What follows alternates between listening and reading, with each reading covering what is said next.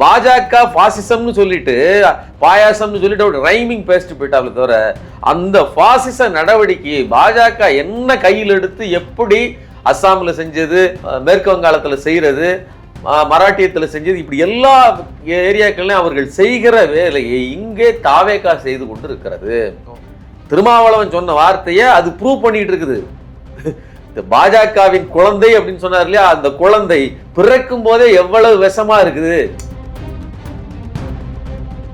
இப்ப கூட ஆட்சி அதிகாரம்ங்கிற பேர்ல கொடுக்கப்பட்டிருக்கிற துறை இருக்குல்ல, சமூக நீதித்துறையோ இல்லைன்னா இந்த இஸ்லாமியர்களுக்கு ஒருத்தருக்கு ஷாஜகானுக்கு கொடுக்கப்பட்டிருக்கிற துறை, இதெல்லாம் வந்து பெரிய ரெவன்யூக்கான ஒரு வாய்ப்பு உள்ளது இல்லை. இப்ப இன்னைக்கு ஆட்சியில் பங்கு அதிகாரத்தில் பங்குனாலுமே எந்த ரெவன்யூமே ஈட்ட முடியாத ஒரு இடத்துல தான் இருப்பாங்க. அப்ப எப்படின்னா இந்த மாதிரியான ஒரு லாபி இந்த இதுல இப்ப சோஃபான்னு ஒண்ணு வந்தது, சோஃபா பகிரங்கமானதுங்க. அவங்க அதுல எதையாவது வருத்தப்படுறாங்களா? நீங்க சோசியல் மீடியாவுக்கு போங்க, நீங்க சிறுத்தைகள் வந்து கொள்கை கோட்பாடு ஆஹா ஓஹோன்னு சொல்லுவீங்களா? இன்னைக்கு என்ன பேசிட்டு தெரியுமா? கதறு கதறு, சோஃபானு கதறு.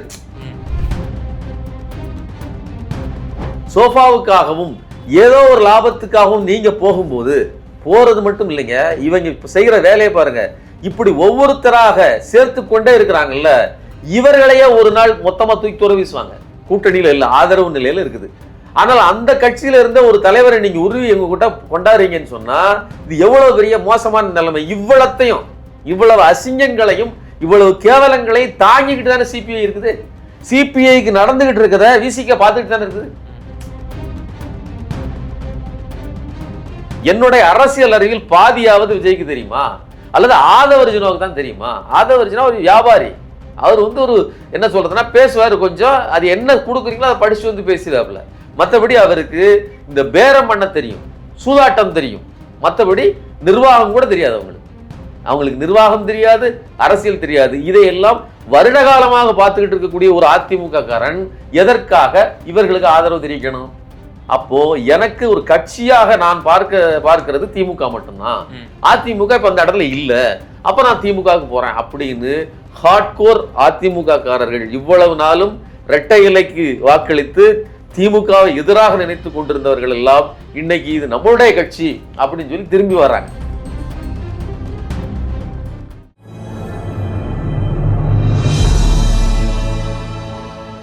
தமிழ் நியூஸ் நேரில் கண்வணக்கம். இன்றைய நேர்காணலில் நம்மோடு இருந்திருப்பவர் ஊடகவியலாளர் திரு சுமன் கவி சார். சார் வணக்கம். வணக்கங்க சார். தாவேகா கூட்டணிக்கு இந்த மதசார்பற்ற முற்போக்கு கூட்டணியினர் ஆஃப்டர் எலெக்ஷன் எல்லாரும் ஜம்ப் பண்ணாங்க. கொஞ்சம் அமைதியான போக்கை தான் கடைபிடிச்சிட்டு வந்தாங்க. பிறகு ஒரு அட்டாக்கிங் மோடுக்கு போயிட்டாங்க, தாவேகாவை டிஃபெண்ட் பண்ணுற மோடுக்கும் போயிட்டாங்க. இப்போ சிபிஎம் மாநில செயலாளர் சண்முகம் என்ன சொல்கிறாரு, எங்களை வந்து இப்படி வசைபாடிட்டு இருக்காங்க திமுகவோட அடுத்த கட்ட தலைவர்கள் எல்லாம், நாளை பின்ன திமுகவும் அதிமுகவும் சேர்ந்தே கூட பயணிக்கக்கூட ஒரே கட்சியாக கூட ஆயிடுவாங்க அப்படிங்கிற அளவுக்கு அவர் வந்து பேசுகிறாரு. இதற்கு பதிலடி கொடுத்த திமுகவை சேர்ந்த திரு RS பாரதி அவர்கள், நாங்கள் திமுக அதிமுக கூட்டணிலாம் நாங்கள் பேசலை தேர்தலுக்கு பிந்தி, அப்படியே பேசியிருந்தாலும் என்ன கொலை குத்தமாது, நாங்கள் பங்காளிகள் தான், எங்கள்கிட்ட இருந்து பிரிஞ்சவங்க தான், இரண்டு கட்சிகளுக்குமே ஒரே கொள்கை தான், இரட்டை கொள்கை துப்பாக்கின்னு புரட்சி தலைவர் எம்ஜிஆரே வந்து கொள்கை ரீதியாக வந்து சொல்லியிருக்கிறாரு. அப்படிங்கிற பொழுது அதில் என்ன தப்பு இருக்குது அப்படின்ற மாதிரி அவர் வந்து பேசியிருக்கதான் நம்மளால் பார்க்க முடியுது. ஒரு பக்கம் தாவேகாவோட கூட்டணி, தாவேகா கூட்டணியினர் ஒரு நேரட்டிவ் செட் பண்ணுறாங்க, டிஎம்கே ஏடிஎம்கே கூட்டணி அப்படின்ற மாதிரி. திமுகவும் அதை வந்து என்கரேஜ் பண்ணுது, அப்படியே பேசினா என்னையா உங்களுக்கு என்ன தப்பு அப்படின்ற மாதிரி திமுகவும் பேச ஆரம்பிக்கும் பொழுது இதனோட பின்னணி அரசியல் எப்படி பார்க்கறது? இடைத்தேர்தல் மையப்படுத்தி ஏதேனும் அரசியல் நடக்க வாய்ப்புகள் இருக்கா? அதாவது என்ன அப்படின்னா, ஒரு கூட்டணியில் இருக்கிறாங்க சிறு கட்சிகள், இவர்களை பொறுத்தவரையிலும் இவர்களுக்குன்னு ஒரு பிழைப்பு தான், இவங்க வந்து சர்வைவல் தான் ரொம்ப முக்கியம். கொள்கை கோட்பாடுன்னு வெற்றி இருந்துச்சு, நீண்ட நாளாக அவங்க வந்து கொள்கையோடு அடாப்ட் ஆகிட்டாங்க. கொள்கைங்கிறது ஒரு வசதியாக இருந்துச்சு. இப்போ நீங்கள் திமுக வந்து சிபிஎம் அல்லது விடுதலை சிறுத்தைகள் இவங்க 3 பேருக்கும் அடிப்படையில் இந்த சாதி எதிர்ப்பு அப்படிங்கிற அந்த கொள்கை வந்து இயல்பானது. மற்றதெல்லாம் வந்து ஒவ்வொருத்தருக்கும் சின்ன சின்னதாக மாறுபட்டாலும் இந்த விவகாரங்களில் அவங்க ஒத்து போயிடுவாங்க. அதே மாதிரி காங்கிரஸுமே கூட பெரிய அளவில் அதுக்கு முரண்பட்டது கிடையாது. ஆனால் இன்னைக்கு வெற்றி இல்லை அப்படிங்கும்போது இவர்கள் தங்களது பிழைப்பை நடத்தி கொள்ள வேண்டும் அப்படிங்கிற நோக்கத்துக்காக பிற கட்சியை நாடி போகிறாங்க. சரிங்களா? இப்போ அதில் கூட நாம் வந்து குற்றம் சொல்கிறதுக்கு இல்லை. ஆனால் என்ன பிரச்சனைன்னு பார்த்தீங்கன்னா, முந்தைய அந்த காலகட்டங்களில் நாங்கள் இருக்கிறது கொள்கைக்காகத்தான் இருக்கிறோம் அப்படின்னு கொஞ்சம் ரொம்ப அதிகமாகவே சொல்லிட்டாங்க. கொள்கைங்கிறது பாண்டிங்காக இருந்ததுனால கொள்கை இருந்துச்சு. அப்போ நீங்க இவர்களை பொறுத்தவரையிலும் வெற்றிங்கிறது 2019 இருந்து தொடர்ந்து ஒரு 7 வருடங்களுக்கு வெற்றியை பார்க்குறாங்க. அப்படிங்கும்போது இவர்களுக்கு இந்த முரண்பாடுகள்லாம் மற்றதெல்லாம் அட்ஜஸ்ட் பண்ணிடுறாங்க. ஆனால் இப்போ தோல்வி வந்ததுக்கு அப்புறம் என்ன ஏற்கனவே சொல்லுவாங்க இல்லையா, குளத்திலே தண்ணி இல்லை, கொக்கும் இல்லை, மீனும் இல்லை அப்படிங்கிற மாதிரி இங்கே வாய்ப்பு இல்லை, வெற்றி இல்லைன்னு தெரிஞ்ச உடனே இவங்க அங்கே போகிறாங்க. சரிங்களா? இப்போ வந்து அடுத்த கட்டமாக நாளைக்கு வாய்ப்பு இருக்குது, திமுக ஜெயிக்கிறதுக்கு வாய்ப்பு இருக்குன்னா ஆட்டோமேட்டிக்காக வந்துடுவாங்க. அப்ப அவங்களுடைய அளவுகோலுங்கிறது கொள்கையோ மற்ற விஷயங்களும் கிடையாது. இதை நான் வந்து அவர்களை குறை சொல்றதுக்கு சொல்லல. ஒரு சின்ன கட்சியா இருந்தா அவர்களுக்கு வெற்றி அல்லது அதுல இருக்கக்கூடிய கிடைக்கக்கூடிய சிறிய அளவு லாபம் அதுலதான் அந்த கட்சிகளே வாழுதுங்க. அது இல்லைன்னா அந்த கட்சிகள் வந்து அடுத்த சஸ்டெயின் பண்ண முடியாது. நீங்க 5 வருஷம் எடப்பாடி காத்திருப்பாரு, 5 வருஷம் திமுக காத்திருக்கோம், சிபிஐ சிபிஎம் ஏன் காத்திருக்கணும்? அவர்களுக்கு களத்துல நிக்கிறதுக்கு அவங்க உண்டியல் குழுக்கினா தவிர வேற காசு கிடையாது. சரிங்களா? அவங்க ஆட்சி அதிகாரத்துல இருந்து பணம் பண்றது கிடையாது. இப்ப கூட ஆட்சி அதிகாரம்ங்கிற பேர்ல கொடுக்கப்பட்டிருக்கிற துறை இருக்குல்ல, சமூக நீதித்துறையோ இல்லைன்னா இந்த இஸ்லாமியர்களுக்கு ஒருத்தருக்கு ஷாஜகானுக்கு கொடுக்கப்பட்டிருக்கிற துறை, இதெல்லாம் வந்து பெரிய ரெவன்யூக்கான ஒரு வாய்ப்பு உள்ளது இல்லை. நீங்க என்ன பொதுப்பணித்துறை கொடுத்துருக்காங்களா ஆதவர்ஜனா மாதிரி, அல்லது போக்குவரத்து துறை இருக்குதா, வேற இது மாதிரி இருக்கா? அப்படி லாபம் பார்க்கிற துறையில இவங்க ஒரு காலம் வர முடியாது. இப்போ இன்னைக்கு ஆட்சியில் பங்கு அதிகாரத்தில் பங்குனாலுமே எந்த ரெவன்யூமே ஈட்ட முடியாத ஒரு இடத்துல தான் இருப்பாங்க. அப்போ எப்படின்னா இந்த மாதிரியான ஒரு லாபி இந்த இதில் இப்போ சோஃபான்னு ஒன்று வந்தது, சோஃபா பகிரங்கமானதுங்க. அவங்க அதில் எதையாவது வருத்தப்படுறாங்களா? நீங்கள் சோசியல் மீடியாவுக்கு போங்க, நீங்கள் சிறுத்தைகள் வந்து கொள்கை கோட்பாடு ஆஹா ஓஹோன்னு சொல்லுவீங்களா? இன்னைக்கு என்ன பேசிட்டு தெரியுமா? கதறு சோஃபான்னு கதறு. என்ன பின்னாடி தோழர்னு பேர் போட்டுக்கிட்டு தான், புரட்சியாளர் அம்பேத்கர் படம்லாம் போட்டுக்கிட்டான். ஆனா அவனுக்கு சோஃபா மஸ்ட். சரிங்களா? நாம வந்து சோஃபாவை அது ஏதோ நக்கலுக்கு பேசிட்டு இருக்கோம், அப்படி இல்லை. அவங்க வாழ்றதே சோஃபாவில் தான் வாழ்ந்துட்டு இருக்காங்க. அப்போ அந்த சர்வைவலுக்கான தேவை அவர்களுக்கு இருக்கிறது. அப்போ இந்த குறிப்பிட்ட காலகட்டத்துக்கு இவர்களோடு ஒட்டி வாழ வேண்டிய தேவை அவர்களுக்கு இப்போ ஒரு பக்கம். இன்னொன்று திமுகவுக்கு வெற்றின்னு ஒன்று தேவை இருக்குல்ல. நீங்கள் மட்டும் அப்படியே போயிடுறீங்க. பாமக விஜய் கூட வரணும்னு ஆசைப்படுது. எல்லாருமே எந்த கடை அலை எந்த பக்கம் வீசுகிறதோ அந்த பக்கம் ஓடும். நாளைக்கே அலை விஜய்க்கு எதிராக வீசுது, எல்லாருமே ரெடியா இருப்பாங்க. ஏன் இதுக்கு முன்னாடி வந்து அன்புமணி இங்க வர்றது தயார் இல்லையா? ஒரே ஒரு விஷயம், இன்னைக்கு வந்து அப்படியே பொங்குறாங்க. என்னன்னா அன்புமணியை உள்ள இழுப்பதற்கெல்லாம் வந்து துரைமுருகன் வச்சு முயற்சி நடந்துச்சு அப்படின்னு சொல்லி விசிகாரர்கள் வந்து பேசுறாங்க. எங்க அவ்வளோ பெரிய கட்சி, கணக்குப்படி உங்களோட வலுவா அதிகமான சீட்டுகள் இன்னைக்கு அதிமுகவுக்கு வென்று கொடுத்த ஒரு கட்சி. சரிங்களா? அவர்களை கூப்பிடுவதற்கு பதிலாக நீங்கள் இருந்து கொள்ளுங்கள் அப்படின்னு சொன்னாங்க.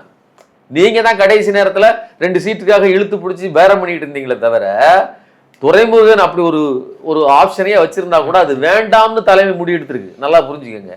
அப்போ வெற்றி தன் பக்கம் இருக்கும்போது எல்லோரும் வருவதற்கு தயாராக இருப்பார்கள். யோசிச்சு தான் திமுக எல்லாத்தையும் எல்லாரும் வெளியில தான் நிறுத்தி இருந்தது கடைசி நிமிஷம் வரலாம். சார், இப்போ நம்ம கண்ணுக்கு எதிராக இருக்கக்கூடிய சவால்கள், எதிர்கட்சிகளுக்கு இருக்கக்கூடிய சவால் இந்த இடைத்தேர்தல் தான்.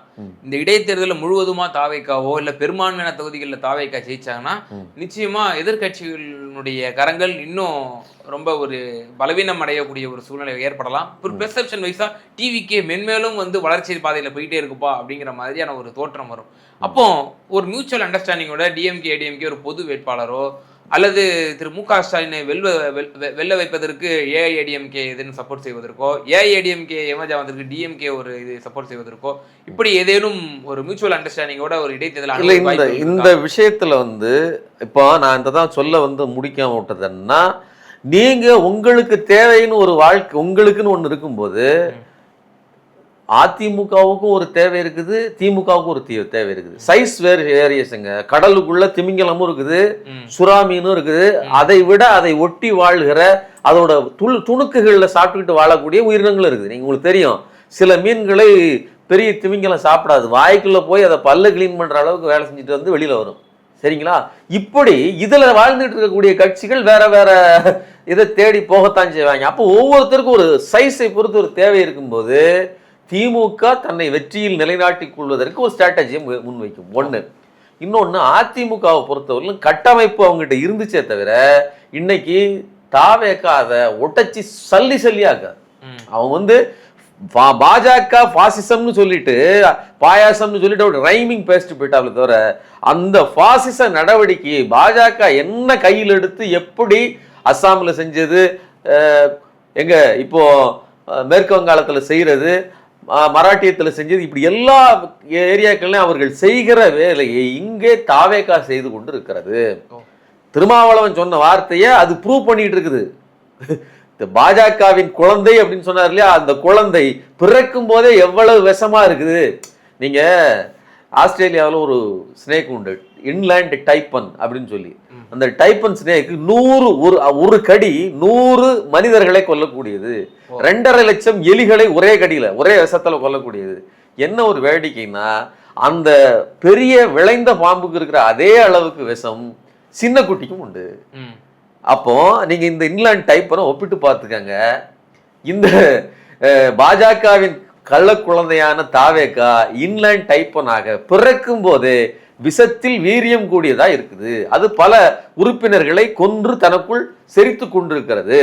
இதுல பலியாகி கொண்டிருப்பது அதிமுக. இப்ப இந்த இடத்துல அதிமுக சர்வைவலுக்காக போராடி கொண்டிருக்கிறது.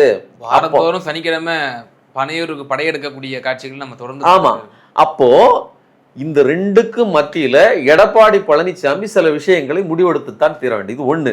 இன்னொன்னையும் சொல்றேன், அதிமுகவை பொறுத்தவரையிலும் மேல இருக்கிறவர்கள் அப்படியே அந்த அலையின் திசையில போறாங்க. கீழே இருக்கக்கூடிய தொண்டர்கள், கீழே இருக்கக்கூடிய நிர்வாகிகள், ரொம்ப கீழ்மட்டத்தில் இருப்பாங்கல்ல, அவர்கள் எல்லாம் திமுக பக்கம் அலையாக வந்து கொண்டிருக்கிறார்கள். அதான் ரொம்ப முக்கியமானது. என்னன்னா, நமக்கு மேல தெரியுது முன்னாள் அமைச்சர்கள், எம்எல்ஏ ராஜினாமா பண்ணிட்டு இதெல்லாம் மேல தெரியுது. அடித்தளத்துல என்ன நடந்துட்டு இருக்குன்னா, இந்த நபரை விஜயை நான் என்னுடைய தலைவனாக ஏற்றுக்கொள்வதா? என்னுடைய அரசியல் அறிவில் பாதியாவது விஜய்க்கு தெரியுமா, அல்லது ஆதவர்ஜுனாவுக்கு தான் தெரியுமா? ஆதவர்ஜுனா ஒரு வியாபாரி, அவர் வந்து ஒரு என்ன சொல்றதுன்னா பேசுவாரு கொஞ்சம், அது என்ன கொடுக்குறீங்களோ அதை படிச்சு வந்து பேசுவாப்புல. மற்றபடி அவருக்கு இந்த பேரம் பண்ண தெரியும், சூதாட்டம் தெரியும், மற்றபடி நிர்வாகம் கூட தெரியாது. அவங்களுக்கு நிர்வாகம் தெரியாது, அரசியல் தெரியாது. இதையெல்லாம் வருட காலமாக பார்த்துக்கிட்டு இருக்கக்கூடிய ஒரு அதிமுக காரன் எதற்காக இவர்களுக்கு ஆதரவு தெரிவிக்கணும்? அப்போ எனக்கு ஒரு கட்சியாக நான் பார்க்கிறது திமுக மட்டும்தான். அதிமுக இப்ப அந்த இடத்துல இல்ல, அப்ப நான் திமுகவுக்கு போறேன் அப்படின்னு ஹார்ட்கோர் அதிமுக காரர்கள் இவ்வளவு நாளும் இரட்டை இலைக்கு வாக்களித்து திமுகவை எதிராக நினைத்து கொண்டிருந்தவர்கள் எல்லாம் இன்னைக்கு இது நம்மளுடைய கட்சி அப்படின்னு சொல்லி திரும்பி வர்றாங்க. சரிங்களா? இன்னொன்னு, அடிப்படையிலுமே ஒரே அமைப்புல இருந்து பிரிஞ்சு போனதுன்னு. நீங்க இவர் யாருங்க, எம்ஜிஆர் யாருங்க? எம்ஜிஆர் இப்போ இதுல ட்ரெஷரரா இருந்தது, எம்எல்ஏவா இருந்து அதுக்கப்புறம் தானே போறாரு.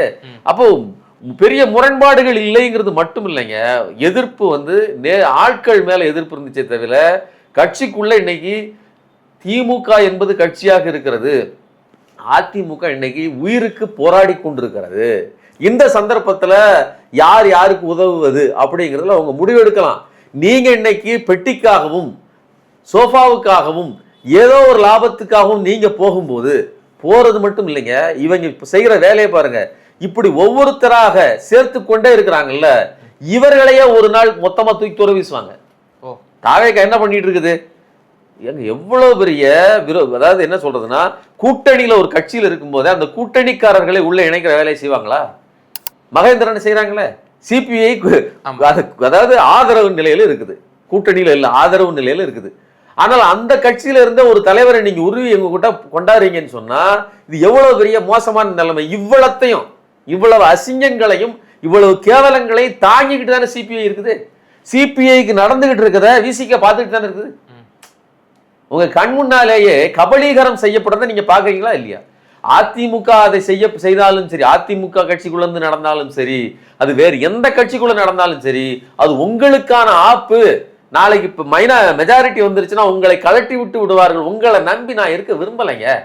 அதைத்தான் விஜய் சொல்றாரு. அவர் திருச்சியில நன்றி தெரிவிக்கும் கூட்டத்தில் என்ன பேசினாரு? 108 தொகுதிகள் கொடுத்திருந்தீங்க, கொஞ்சம் கூட கொடுத்திருந்தீங்கன்னா இந்த 2 சீட்டு வச்சிருக்கவங்க எல்லாம் வச்சுக்கிட்டு நான் மாரடிக்க வேண்டியது இல்லைங்கிறது அதோட பொருள். அதோட பொருள் அதுதான். அதை கொடுத்திருந்தா பங்காவது இதாவது எவ்வளவு ஏங்க அரசியல்ங்கிறது எவ்வளவு கேவலமானது. அதுலயும் விஜயும் ஆதவர்ச்சனாவும் இன்னைக்கு செஞ்சுக்கிட்டு இருக்கிற அரசியல் என்பது கொதவளை நெரிக்கிற அரசியல். இதுல என்னங்க நியாய தர்மம் இருக்குது? இன்னைக்கு அவங்க கொடுக்குற லெக் பீஸுக்கு போய் உட்கார்ந்துக்கிட்டு நாங்க வந்து ஆட்சியில் பங்கு அதிகாரத்தில் பங்குன்னு பெருமை பேசிக்கிட்டு இருக்கிற இவங்கள் சோஃபா வச்சு கதறு.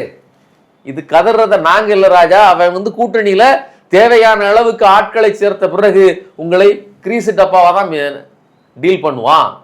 அது தெரிந்ததனால்தான் அப்பப்ப என்ன சொல்லிக்கிட்டு இருந்தாங்க, நீங்க இவ்வளவு பிரச்சனை நடக்கல எல்லாம் சொன்னாலும் எங்களுக்கு திமுக கிட்ட ஒரு நல்ல இருக்குது, ஸ்டாலின் நல்லவர் அப்படின்னு ஏதாவது ஒண்ணு போட்டுடுவாங்க. கீழே கட்சிக்குள்ளதான் வந்து எல்லாமே இருக்கு மோசமே தவிர மற்றபடி ஸ்டாலின் நல்லவர் இப்படி உருட்டிக்கிடுவாங்க. இது ஏன்னா எந்த நேரம் வேண்டுமானாலும் அங்கே இவர்கள் கைவிடப்பட்ட நிலையில் விஜயால் துரத்தப்படுவார்கள், கைவிடப்படுவார்கள். ஆர்எஸ் பாரதி சொல்றாரு 60 ஆண்டு காலம் நாங்க வந்து ஒன்னு எதிர்கட்சி வரிசையில இருப்போம், இல்லைன்னா ஆளுங்கட்சி வரிசையில இருப்போம். இப்படிதான் அதிமுக திமுக இருந்துச்சு. யார் கண்டா 26ல இப்படி ஆகும்ட்டு 2 பேரையும் ஒரே எதிர்கட்சி வரிசையில உட்கார வச்சிட்டாங்கல்ல மக்கள் அப்படின்ற இதை சொல்றாரு, மேற்கோள் காட்டுறாரு. அப்படிங்கிற பொழுது இல்ல இன்னொரு செய்தியும் சொல்லிடுறேன். இப்போ நீங்க யோசிச்சு பாருங்க, 1967 எலெக்ஷனுங்க, திமுக வளர்ந்து பெருசா வந்துருச்சு, இங்க காங்கிரஸ் நிக்குது, காங்கிரஸ் எதிர்கட்சி ஆகி போச்சு. அன்னைக்கு யாராவது நம்பியிருப்பாங்களா காங்கிரஸ் திமுகவோட கூட்டணி வைப்போம்னு? யாராவது யோசிப்பாங்களா? யோசிச்சு பாருங்க. அன்னைக்கு 67ல காங்கிரஸ்காரங்கிட்ட போய் நீங்க திமுகவோட கூட்டணி வச்சுக்கோங்க, உங்களுக்கு ஏதாவது உதவுன்னு சொன்னா ஏத்துக்கிடுவாங்களா? அப்ப அது நிலைமை வேற. டிபெண்டன்சிஸ், அது வயதுகள் மாறும்போது மனிதர்கள் வெவ்வேறு சந்தர்ப்பம் தான் தீர்மானிக்கக்கூடியதா இருக்கு. நீங்க சின்ன வயசுல பசங்க நம்மகிட்ட டிபெண்டா இருப்பாங்க, வளர்ந்ததுக்கு அப்புறம் பசங்க கிட்ட நம்ம டிபெண்டா இருக்கணும், வேற வழி கிடையாது. இப்ப அதே மாதிரியான ஒரு நிலைமையில அதிமுக இருக்கும்போது இவங்க கூட்டணி அமைக்கிறதுல என்ன பிரச்சனை? கூட்டணி நான் சொல்றது வந்து இதை பேசுறதுல என்ன குற்றம்? இப்ப பேசிட்டாங்க அதை சொல்லிட்டு ஒவ்வொரு பக்கமா இளநீ இழுக்கிற மாதிரி இழுக்கிறிய, உனக்கு வெக்கம் இல்லையா? இப்ப இதை பேசக்கூடிய தோழர்கள், கம்யூனிஸ்ட் தோழர்கள், திமுக அதிமுகனா அவ்வளோ ஒரு கொதிக்கக்கூடிய சிபிஎம் சனிக்கிழமை தோறும் நடக்கக்கூடிய அந்த இணைப்பு நிகழ்ச்சி, அதுல போன வாரம் என்ன ஆதவர்ஜன் அவர்கள் அமைச்சர் பேசுறாருன்னா, எங்க தலைவர் அதிமுகவும் தாவேக்காவும் இணைந்து செயல்படணும்னு விரும்புறாரு அப்படின்ற ஒரு விஷயத்த சொல்றாரு. நிர்வாகிகள்லாம் இங்க எங்களோட இணைந்து இணக்கமா செயல்படணும் அப்படின்ற ஒரு விஷயத்த ஓப்பனா சொல்றாரு. கூட்டணிக்கு அழைக்கிறாரா, இல்லாட்டி உடைச்சிட்டு இங்க வாங்க அப்படின்னு நினைக்கிறாரா? பல அர்த்தங்கள் உள்ளடங்கிய சொற்களை அவர் வந்து இப்படி பயில. அதாவது அப்போ இப்படி அப்பட்டமா அதிமுக இங்க வந்துருங்க, இங்க எங்க கூட இணைஞ்சு செயல்படுங்க அப்படின்னு சொல்றது வந்து ஒரு குத்தமா அவருக்கு தெரியல. அது ஒரு ஊழல் சக்தியா அப்போ அவருக்கு கண்ணுக்கு தெரியல. ஆனா திமுக அதிமுகவும் ஒரு போஸ்ட் போல் எலெக்ஷன் அலையன்ஸ்ல வந்து ஒரு பேசிக்கிட்டாங்க அப்படிங்கிற ஒரு இதை மட்டும் ரொம்ப ஒரு கொலை குத்தமா பேசுறதுங்கிற தன்மை இருக்கு இல்லையா? இது எப்படி பாக்குறது? அது வந்து அதாவது 39 வந்ததுன்னு ஒரு படத்துல லாட்ரி சீட் ஒன்று அடிச்சிரும், 1 கோடி ரூபா. கவுண்டமணி வந்து ஒவ்வொருத்தட்டே இது என்னடா என்ன ரேட்லா, இந்த யானை இந்த இது எல்லாத்தையும் சேர்த்து ரேட்டு பேசி நான் வந்து வாங்கிட்டு போறேன் பாரு. அதே மாதிரி இன்னைக்கு வந்து லாட்ரி விற்கிறவனே அந்த இடத்துக்கு வந்து இருக்கிறதுனால எல்லாவற்றையும் விலை பேசுகிற இடத்துக்கு அவங்க வந்துட்டாங்க. அதிமுக என்ன ரேட்டுங்க அடிச்சு சொல்லுங்க, மொத்தமா தனித்தனியா பேசாத, மொத்தமா ரேட்டுக்கு கூட என்ன அப்படிங்கிற மாதிரி வந்துட்டாங்க. அந்த அந்த திமிர் தான், அந்த அந்த அதிகார திமிர்ல தான் இதை பேசுறாங்க. அது ஏதோ வந்து அப்படி மென்மையாக அதிமுக வந்து அப்படி இணைஞ்சது அப்படின்னா எப்படி சொல்ல வேண்டியதானே, திமுகவும் நாங்களும் கோஆபரேட் பண்ணியிருக்கணும்னு நாங்க நினைக்கிறோன்னு சொல்ல வேண்டியதானே? ஏன் சொல்லல? திமுக உங்க கூட இணையாதுங்கிறது மட்டும் இல்ல, நீங்க நெருங்கி வந்தீங்கன்னா உங்களை எரிச்சிடும். அதோட பொருள் என்னன்னா, உங்களுடைய கட்சியில் இருக்கிற நபர்களுக்கு எந்த நபருக்குமே எந்த பேசுமே கிடையாது. விஜய்ங்கிற முகத்துக்கு விழுந்த வாக்கை தவிர அவங்க எந்த டெசிக்னேஷனுமே கிடையாது.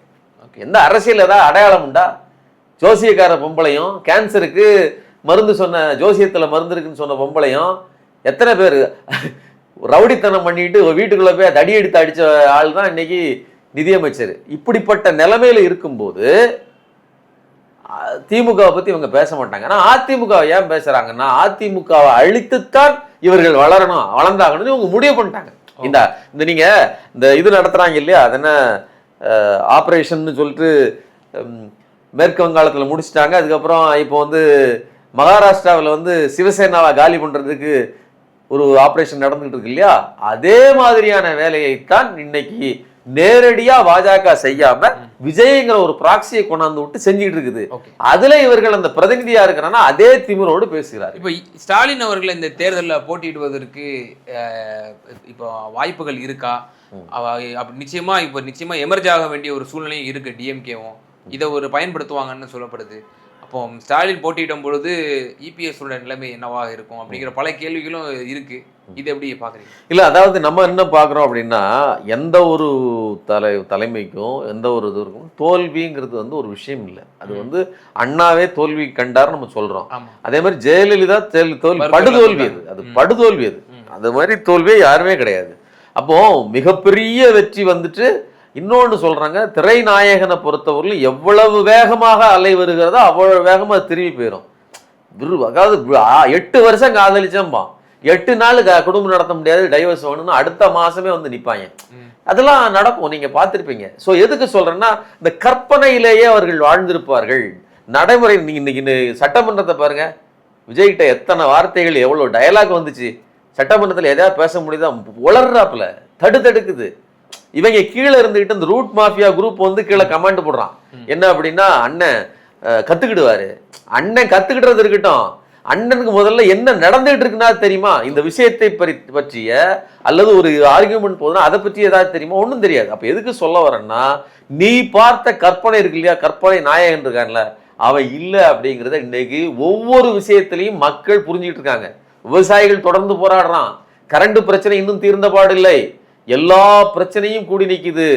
எல்லா விலைவாசி கடுமையா உயர்ந்து போய் நிற்குது.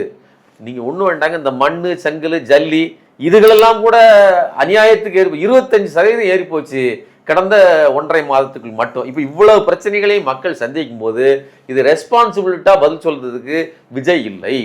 சட்டம் ஒழுங்கு பிரச்சனையை ஏற்கனவே பேசிட்டு நம்ம தொடர்ந்து. அப்படி இருக்கும்போது இது திமுகவுக்கு நல் வாய்ப்பு தான். 1.5 மாசத்துக்குள்ளேயே இன்னைக்கு வந்து விஜய் அம்பலப்பட்டு போய் நிற்கிறாரு. இன்னும் கூடுதலா விஜய் அம்பலப்படுறது, விஜய் பொம்மைங்கிறது நிரூபிக்கிறதுக்கு ஒரு பக்கம், அவர் இருக்கிறதே பொம்மையா தான் இருக்கிறாரு.